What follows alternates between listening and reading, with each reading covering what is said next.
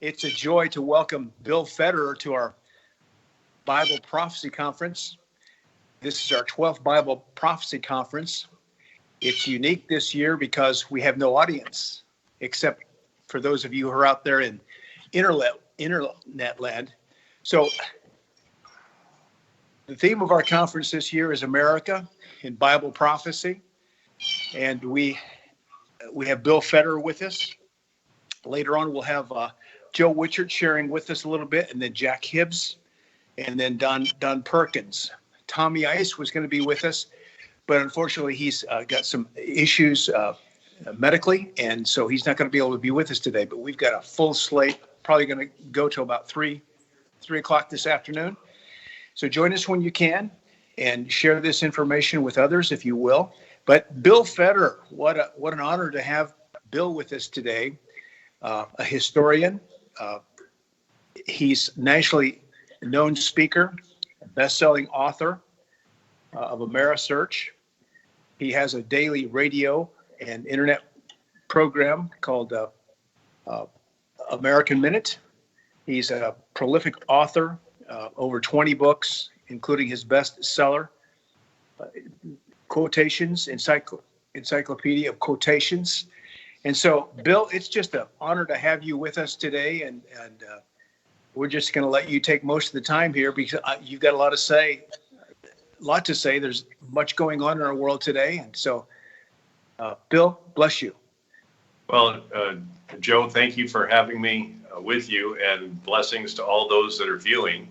And I am in our home in Florida on our back porch, so I apologize for any birds in the background, but it's genuine. Well, one of the sayings that I mention quite often is history is not prophetic, but it is predictive. So past behavior is the best indicator of future performance. And so if you add some history together with some prophetic insight, you get a pretty good idea of where things are headed. And so one of the ambitious projects that I did was I wanted to research every civilization that has ever existed on planet Earth. And so I went back to the beginning of the invention of writing, Sumerian cuneiform on clay tablets in the Mesopotamian Valley. Today that's Iraq. And there's even a quote from Neil deGrasse Tyson, an astrophysicist, on his Cosmos TV series. He said, he's standing there in Iraq, and he says, it was here between the Tigris and Euphrates rivers 5,000 years ago that we learned how to write. And so here, even secular scientists admit that writing was invented around 3,000 or 4,000 BC. We're around 2080, so that's around 5,000 or 6,000 years of records, which is not that long. If you think of it, 6,000 years is just 60 people living 100 years each back to back. And we've all met someone who's lived 100 years, maybe a grandmother. So we're talking 60 grandmothers, and you're all the way back to the beginning of recorded human history. 60 wow. People living 100 years each back to back. So it's not that long ago. And the question I had was, well, what is the most common form of government now that we have these 6,000 years of records? Well, it's kings. Hands down, kings. They go by different names: Nimrod, Pharaoh, Caesar, Kaiser, Sultan, Tsar. And as the centuries go on, the kingdoms get bigger because with military advancements, you can kill more people. Instead of killing with a rock, like Cain kills Abel, you kill with a bronze weapon, or an iron weapon, or a phalanx spear, or a scimitar sword, or a gunpowder. The weapon changes, but it's that same fallen, selfish human nature of Cain killing Abel. St. Augustine called it libido dominandi, the lust to dominate. And so you put some babies in a playpen, one of them takes the rattle from the others. You put some kids on a playground, one of them is the bully hogging the ball. You put some junior high girls in a clique, and one of them is the diva. You put some people in the woods, one of them is an Indian chief. And you put some people in an inner city, one of them is a gang leader.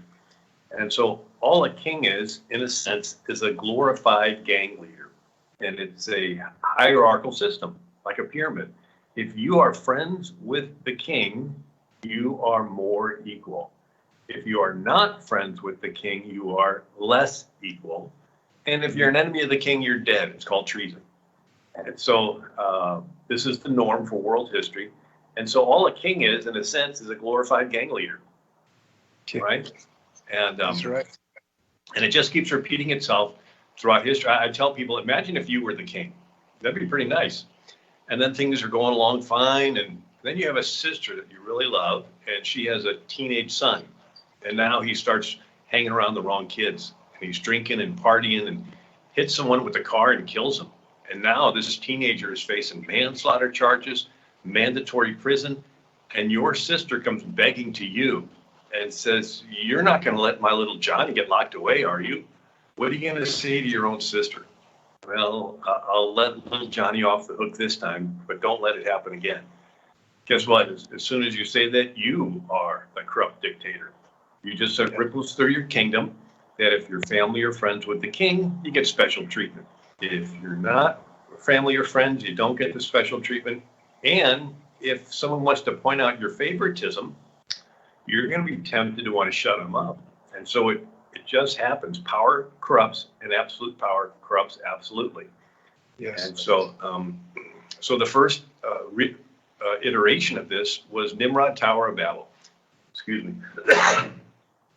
So Nimrod, according to Josephus, wanted to build his tower so high that if God destroyed the world again with a flood, he could survive on top.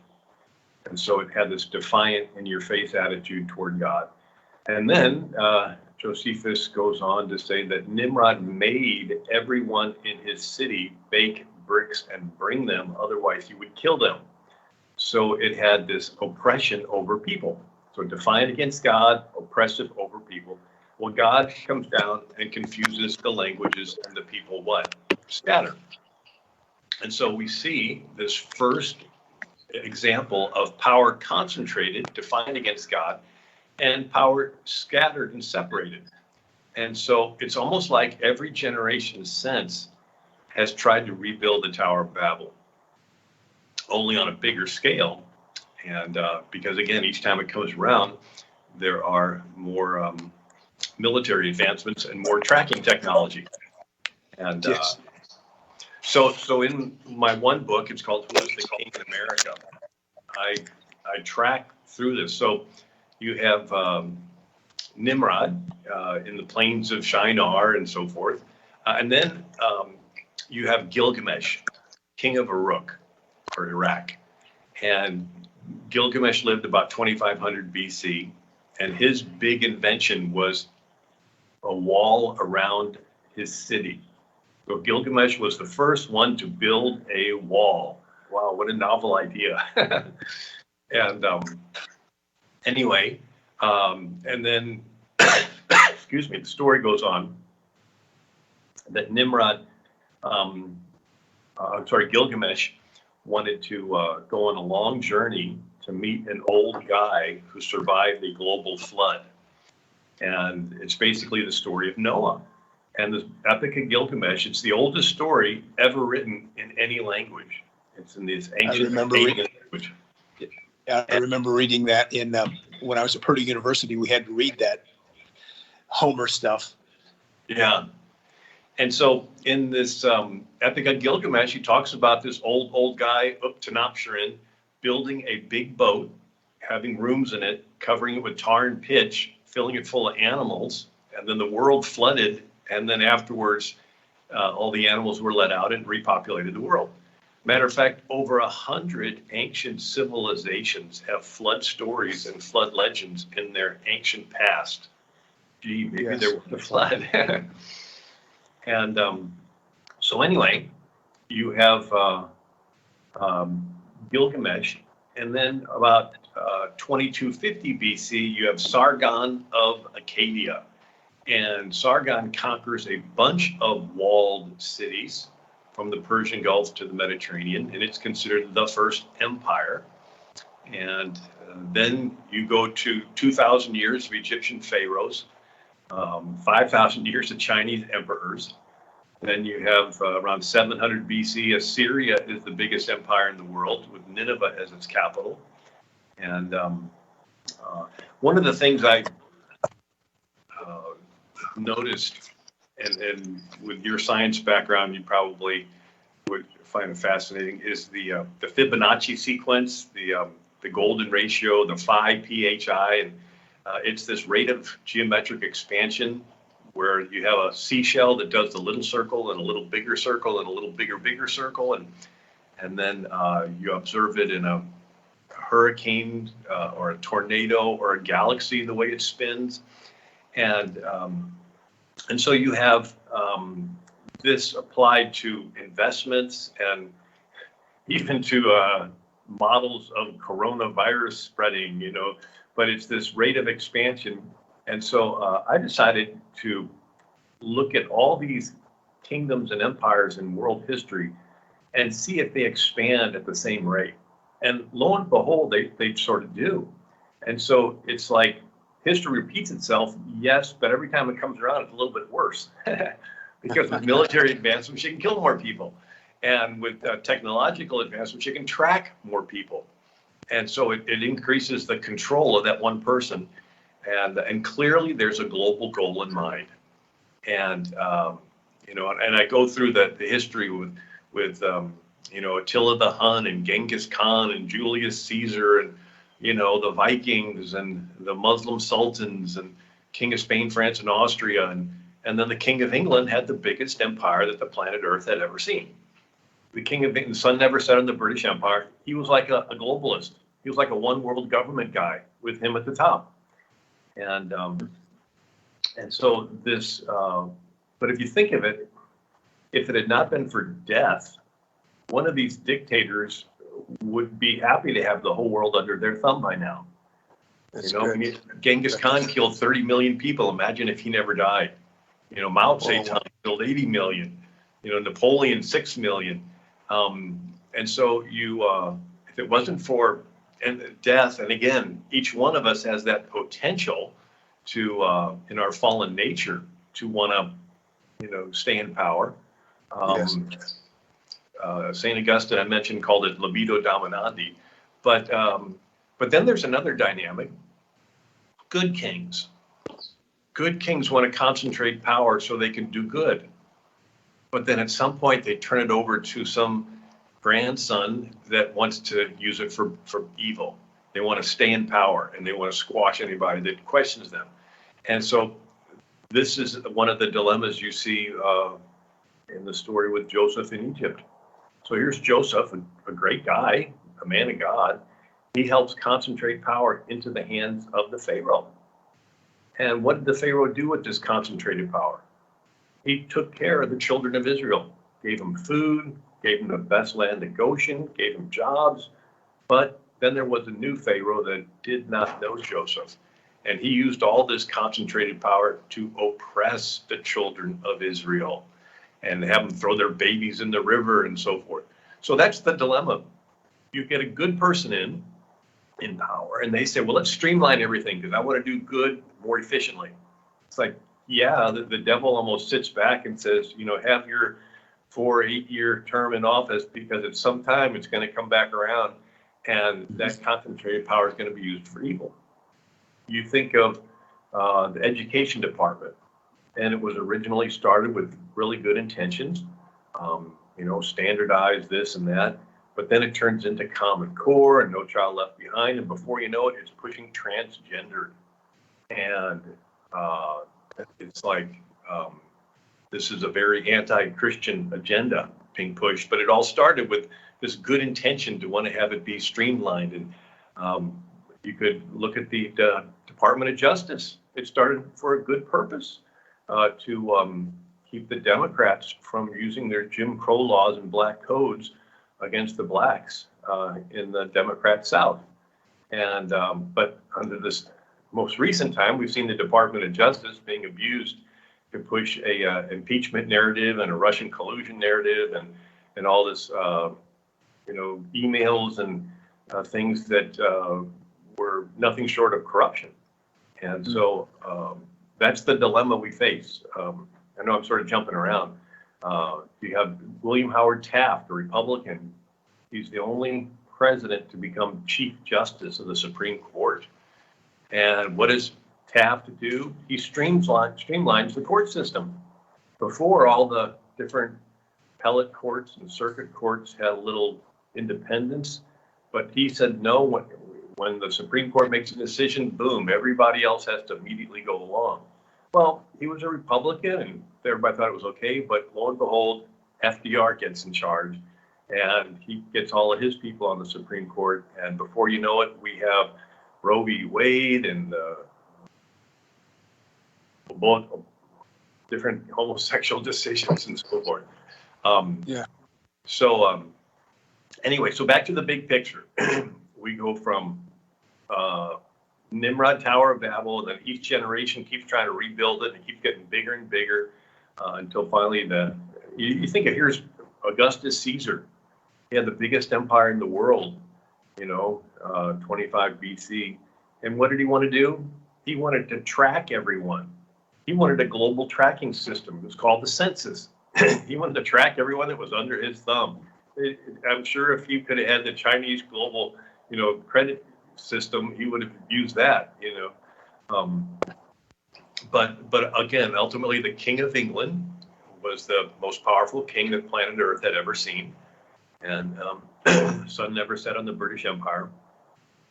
And America's founders had this unique opportunity to break away, and they flipped it, and they made the people the king. And so it's a polarity change in the flow of power. Instead of top down, it's bottom up. And so this was revolutionary.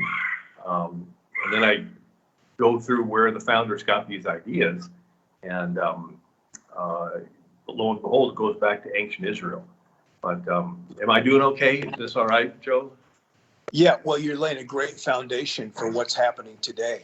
And when we see the corruption in our government today, not just ours, but global governments, where do you see this heading ultimately?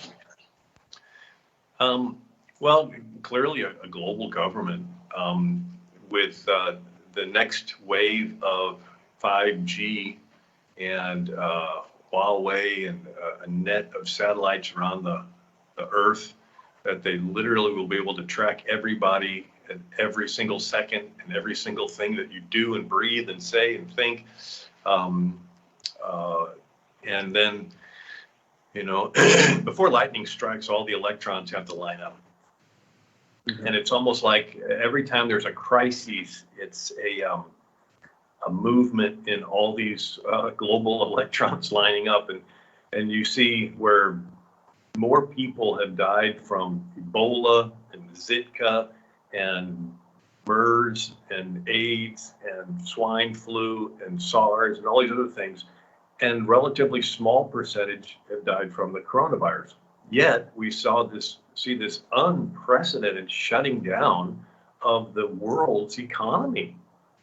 And the response doesn't equal the intensity of the disease. And so the thought is that a few more pushes like this, and you could literally see where, the book of Revelation says, "O Babylon, in 1 hour, you've been, judged, and all of the merchants of the sea stand back with their ships." And they said, "We all got rich off of you, and now in 1 hour you're gone." And you literally can sort of see a scenario where, in 1 hour, the economy of the world can shut down. Yes. And so I think that's where it's headed. I have a couple different. One is the foundation of America being based on ancient Israel, and then but the other thought is that every generation has a crisis. Whether it's Attila the Hun, who had an army of 500,000 people, wiping out entire cities in Europe in 450 AD, and everybody's familiar with the city of Venice, with the gondolas. Well, there used to be a city on the coast named Aeolia, and Attila the Hun built a palace on top of a hill and watched as his men destroyed this city. It was the 9th largest city in Europe. Well, all the people ran out into the sandy water about, a couple hundreds of yards away from the shore, and they hammered down logs and built platforms. And then they would go from one platform to another with these gondola boats. And that turned into the city of Venice. So the city of Venice started to get away from Attila the Hun. And so the Christians at the time thought that Attila was the Antichrist. And certainly he had the spirit of Antichrist.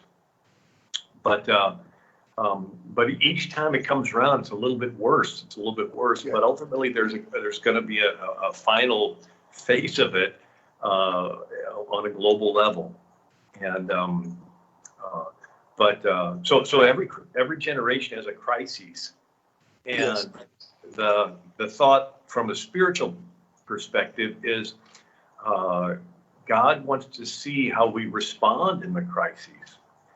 And I was thinking, God knew what was in Abraham's heart, but he wanted to see Abraham take his son Isaac and bring him to the top of Mount Moriah and be willing to sacrifice him. And so God knows what's in our heart, but he wants to see us respond in our words and in our actions. To bring it home, imagine a husband sitting on the couch watching TV. And he says, my wife knows that I love her. And I said, well, have you told her recently? No, she knows my heart. Well, have you done anything to show her that you love her? No, but she knows my heart. It's like, dude, wake up. You have to at least have some words and some actions. That's the way it is with God. It's like, God knows my heart. It's like, yes, he does. And he wants to see some actions, and he wants to hear some words come out of your mouth. Right? I mean, the first thing that should come out of your mouth is the prayer of salvation, but he wants to, you overcome with the blood of the Lamb and the word of your testimony. There has to be some more word there. Anyway, yes. So the crisis is our opportunity. I heard someone say there's three groups of people: those that make things happen, those that watch things happen, and those that wonder what happened. Yeah. But we're called to be those that make things happen. And I also thought, well, there's three groups of people. There's the ones that are part of the problem, the ones that ignore the problem, and those that are part of the answer. They want to minister God's will and God's word to whatever situation is in existence during their lifetime. And so that's the situation. It's almost like the journey rather than the destination.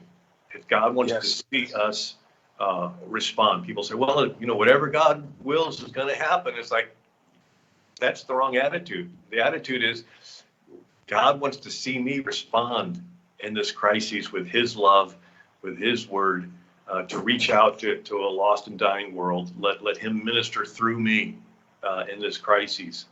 And anyway. Let me ask you this, Bill. You know something about the history of plagues. How does this compare to plagues in the past? I mean, we had one in 1917, 18. We've had the bubonic plague many years ago, and back in history. How does this line up with those plagues? Again, very minor as far as the number of deaths. One of the big ones was the plague of Justinian in the 6th century, and 50 million people died. 50 million.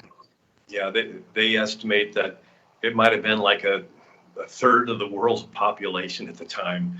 And that it's credited for the Roman Empire collapsing, because shortly after that is when Islam came along, and the Byzantine Roman Empire was just so devastated.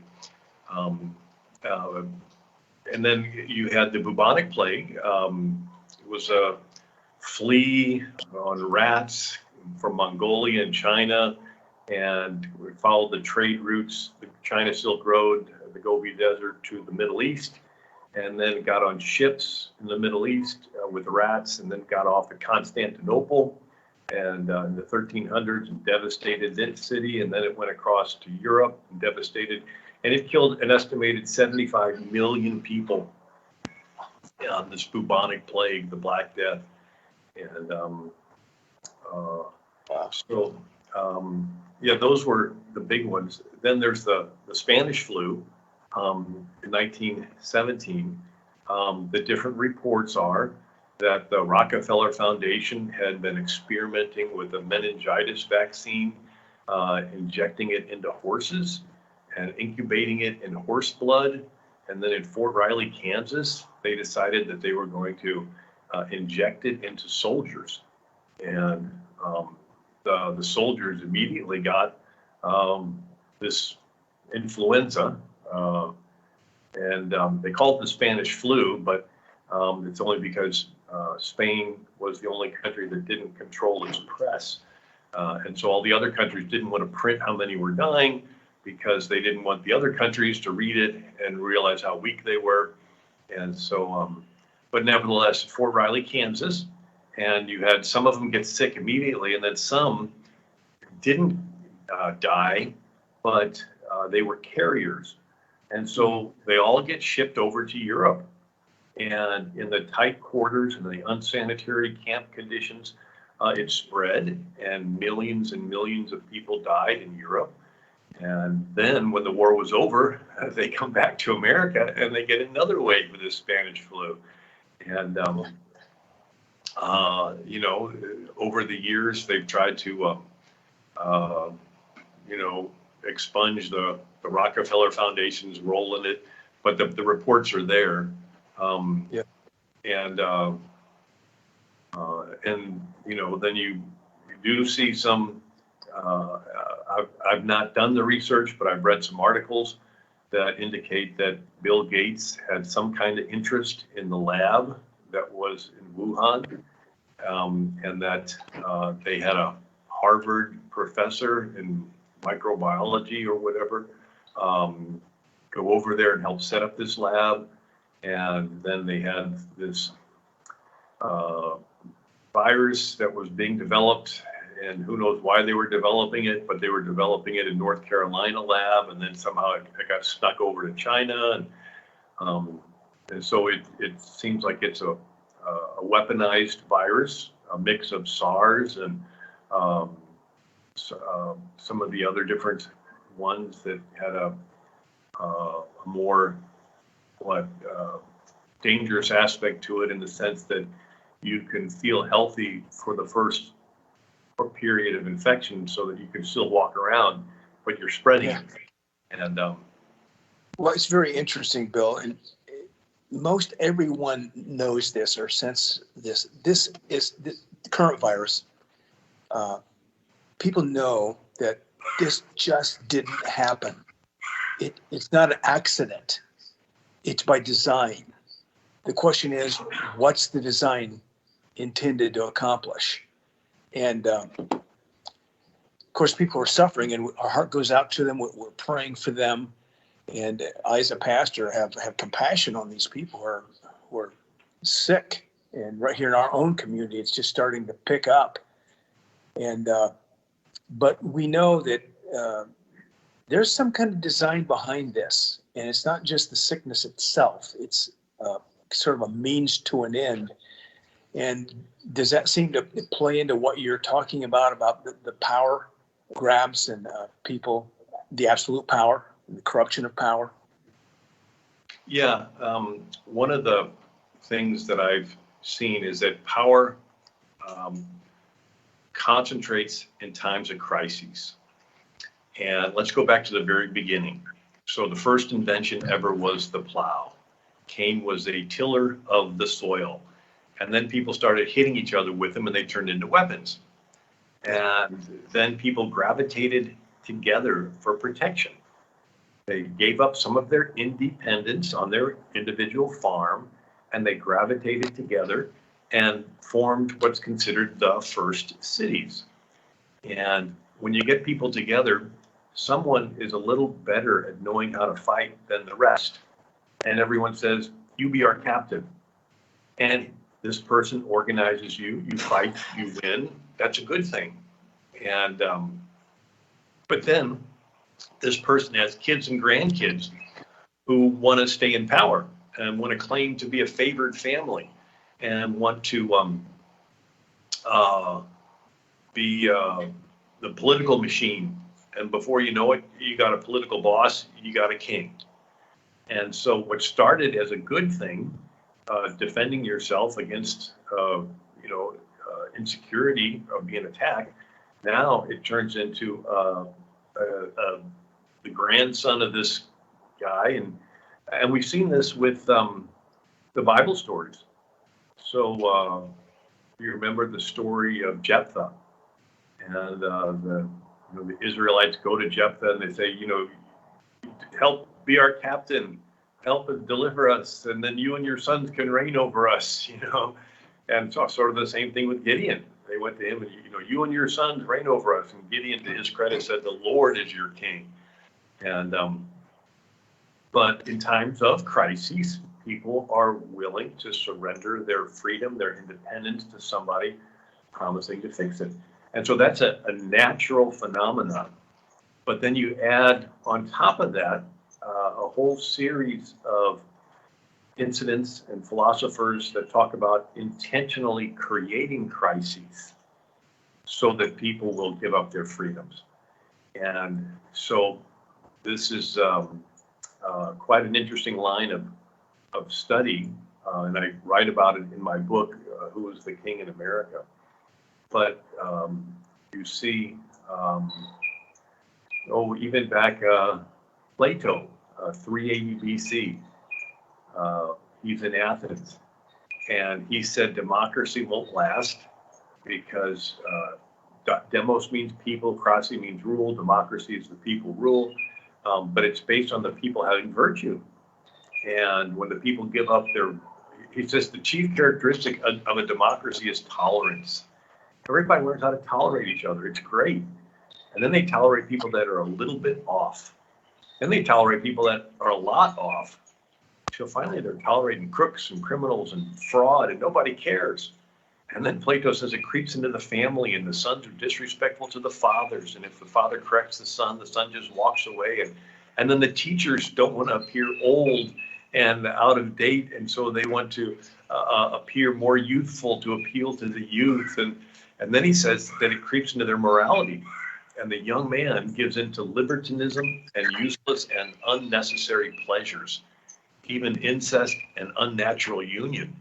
And he goes on to explain how the homosexual behavior is the last stage of a people ruling themselves without a king. It's this Repeat casting that. off. Repeat that again.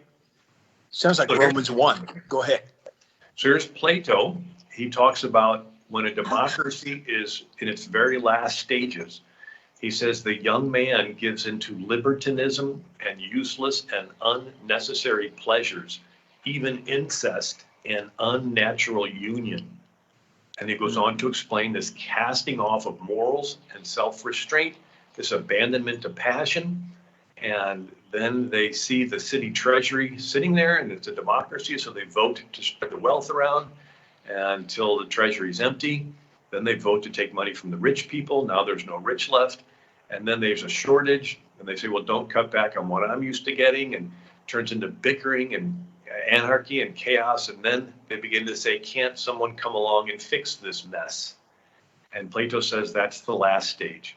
Someone comes along promising to fix it, and he's all smiles, but people yield their rights and their freedoms to him. And he finally stands in the chariot of state holding the reins of power, and he's revealed as the tyrant. And then how is he going to stay in power? He's going to take the children away from the families before they've been affected with the habits of the parents. It'll bring them into the city and teach them noble lies. Actually calls them noble lies. And but they help the king to stay in power. And since he's the philosopher king, he's the best you can hope for. He's the head of gold, and his military and administrators are the arms and chest of silver, and then the people are the abdomen of iron and bronze. And so you're back to that pyramid structure in society. And so the standard Plato logic is that democracy without virtue ends in chaos, out of which a tyrant arises. And that's the standard throughout history. And Wow. Yeah. You So go ahead. I was going to say, in your book, Who's the King of America? You come to the conclusion, who is the King of America? Right. So in answering that, you have the Pilgrims.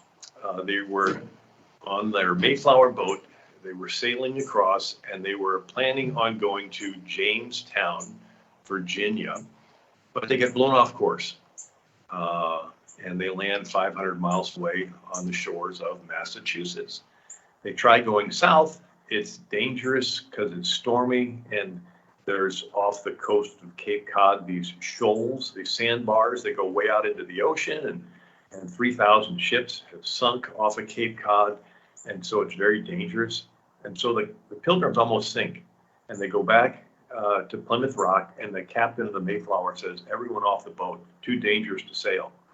And the Pilgrims are like, well, who's going to be in charge?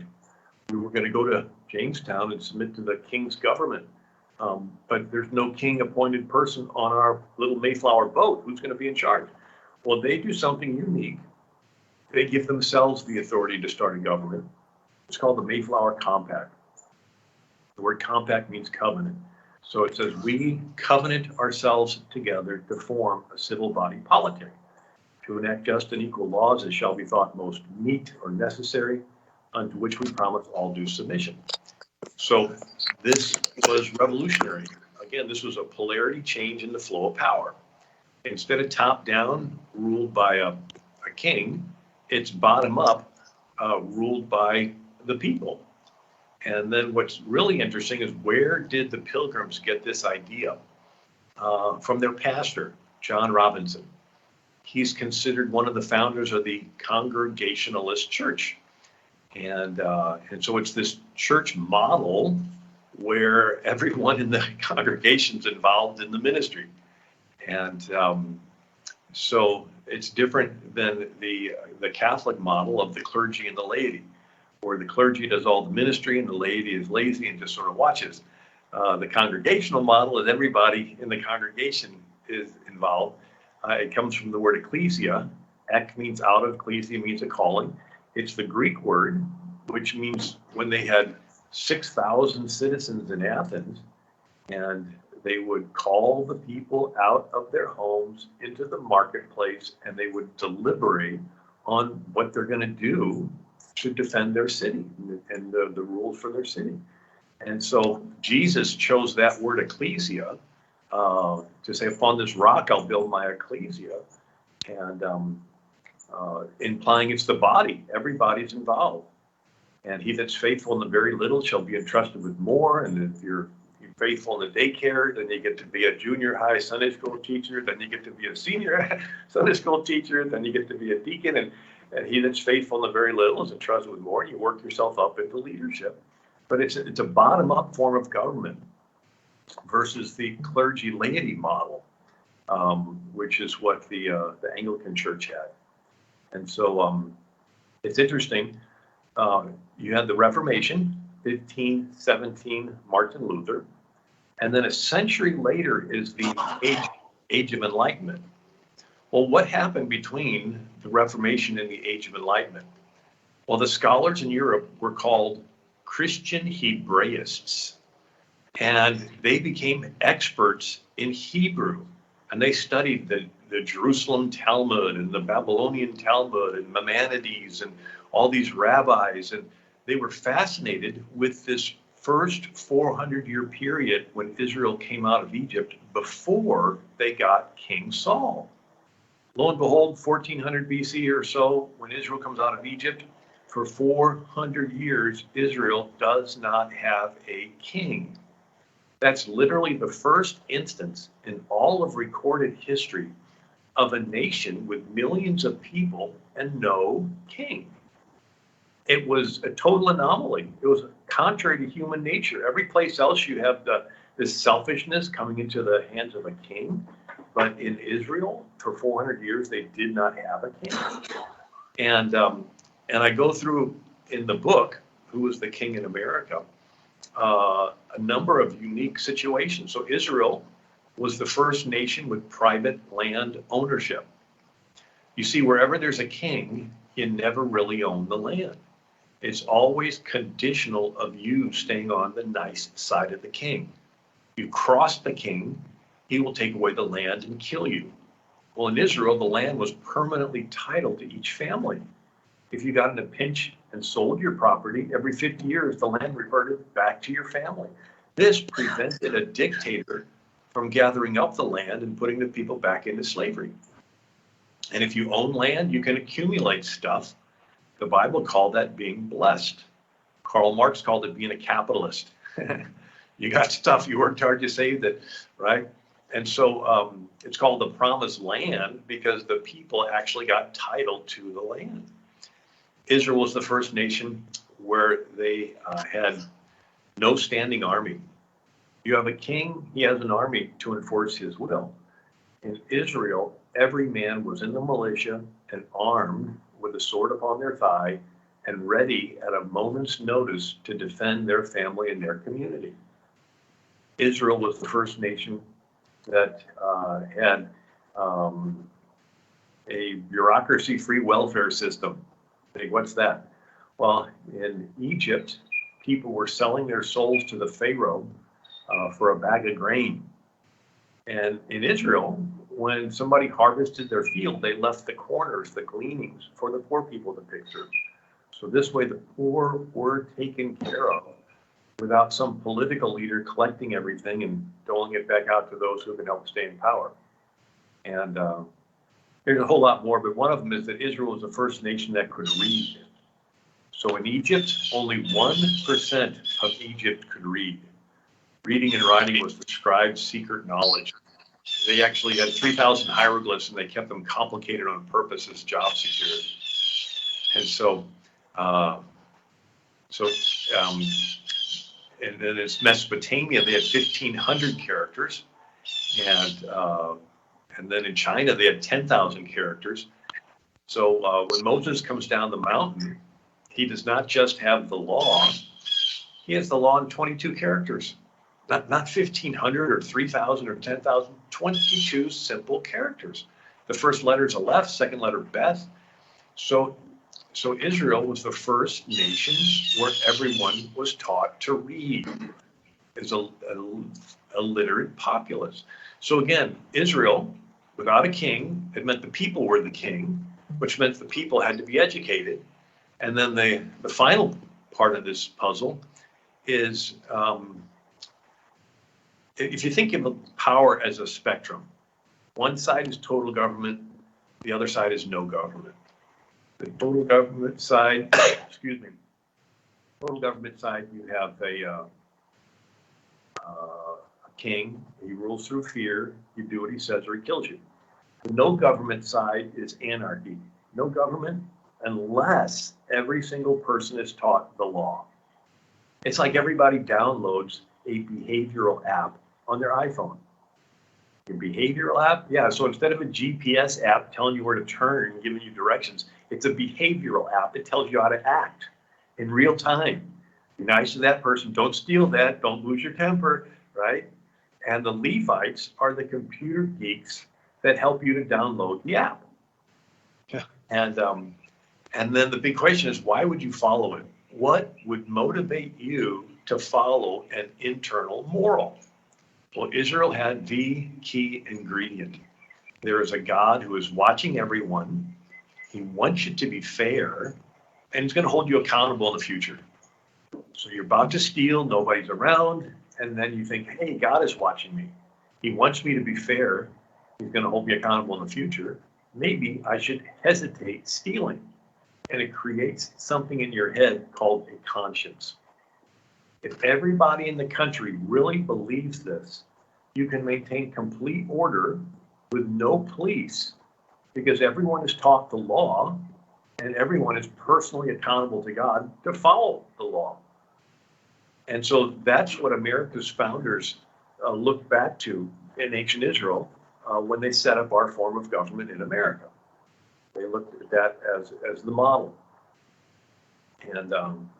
And then the question is, well, what happened with ancient Israel? Well, it worked for 400 years until the priest stopped teaching the law. And so you have Eli, the high priest, His own sons are sleeping with women in the very tent where the Ark of the Covenant was. Can you imagine that? And then you have, so he's not teaching the law to his own kids. Then there's a Levite with a silver graven image in the house of a guy named Micah. And the tribe of Dan comes along and steals the graven image and tells this Levite, hey, come along with us and you can be a priest to our whole tribe with this graven image. And you're scratching your head thinking, what's this Levite doing with a silver graven image? Isn't that one of the commandments? You're not supposed to have them. So it shows that Levites weren't following the law, much less teaching it. And then the terrible story of a Levite with a concubine. The law says the Levite is to marry a virgin of his own tribe. And here he is with a woman he's not even married to. And so the story goes on where they're in a house surrounded by sodomites. And something about that behavior, like Plato, that behavior appears at the very last stages of people ruling themselves. This casting off of restraints, this abandonment to passion, and the sodomites bang on the door. The poor girl concubine gets raped and dies. By the time you're grossed out, you read this line: every man did that which was right in their own eyes. Why? Because the priests had stopped teaching them what was right in the Lord's eyes. And so it turns into chaos. They all go to Samuel the prophet. They say this self-government system's not working anymore. We want to be like all the other countries. We want a king. Samuel cries, and the Lord tells him, they did not reject you, they rejected me.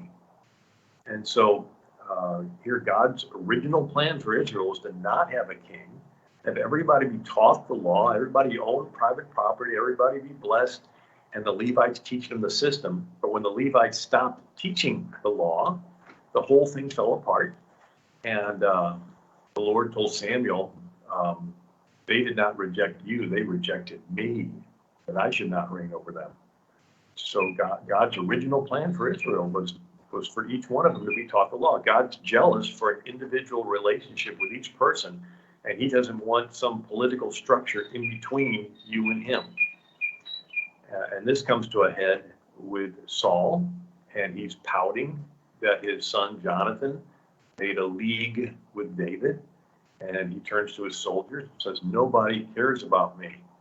And this one guy, Doeg the Edomite, says, King, I care about you. I saw David go to the city of Nob, and the priests there gave him some bread and the sword of Goliath. And Saul says, bring those priests here. They come. He turns to his men and says, kill them. The men hesitate. Doeg the Edomite says, I'll kill them, and goes out and kills them all. What just happened?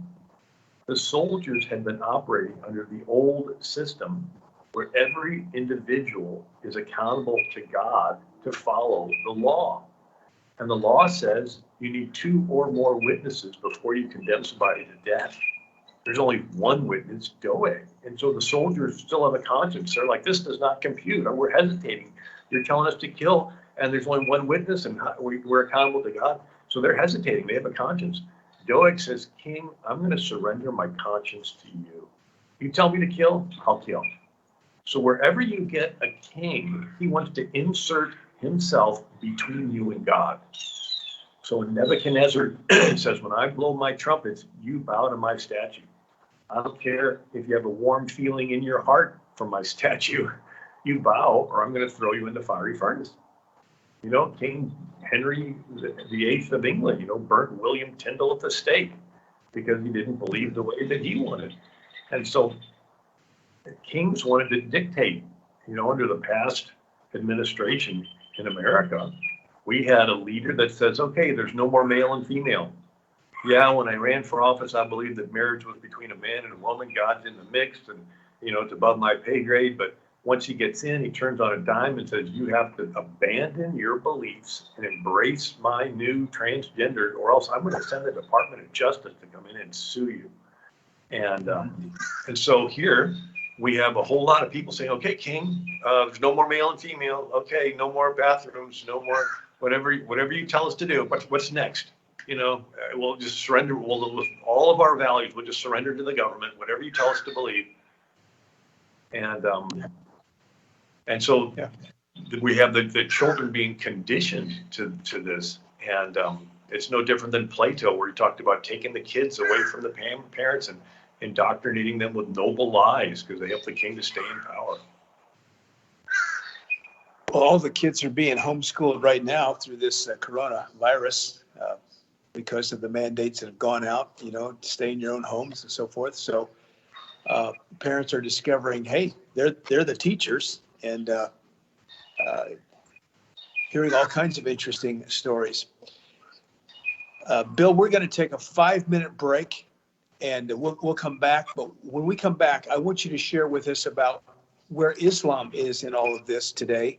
And you've written a book on it, and where they come from and where they're headed.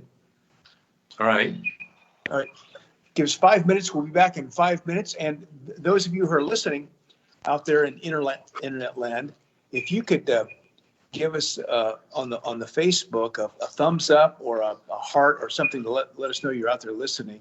And I'm not sure if there's a place where they can ask a question or just make a comment. Yeah, okay, you can ask a question, and if you can ask those questions, we'll get them to Bill and let him answer them. So 5 minutes, we'll be right back.